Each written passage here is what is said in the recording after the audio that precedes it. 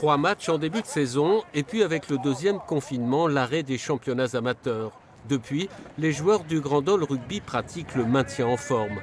3 entraînements par semaine, puis 2 et désormais un seul le samedi matin depuis le couvre-feu à 18h. On a trouvé cette solution, je pense que tous les clubs l'ont prise puisque ça permet aux gars quand même de pouvoir se retrouver, parce que ça c'est important au rugby, se retrouver et puis pouvoir courir un peu pour la réathlétisation. S'entraîner en respectant le protocole mis en place par la Fédération française de rugby. Échange de balles par groupe de 10 maximum, distanciation et bien sûr aucun contact avant, pendant et après. On demande aussi aux joueurs individuellement de se préparer quand même. Comme ça, quand ils arrivent sur le terrain, ils ont un minimum acquis au niveau sportif. Et après, on pourra directement rattaquer le rugby dès qu'on nous le permettra. Donc là, il n'y a pas un pot après l'entraînement? Ah non, malheureusement, il n'y a pas le verre de l'amitié à la fin de l'entraînement.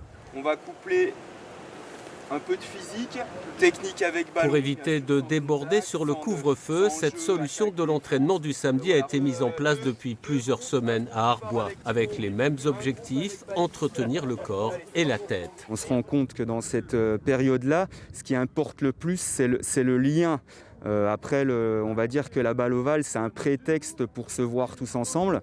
Donc assurer le lien avec les joueurs, garder une activité physique régulière. J'essaie d'aller au travail en vélo par exemple. Après, l'entraîneur nous a donné via les réseaux sociaux des petits plannings d'entraînement à respecter au moins 2 fois par semaine pour se maintenir en forme. À Arbois, à Dole et ailleurs, on espérait une reprise des championnats entre fin janvier et mi-février. Plus personne n'y croit vraiment, mais tous continueront à s'entraîner au cas où.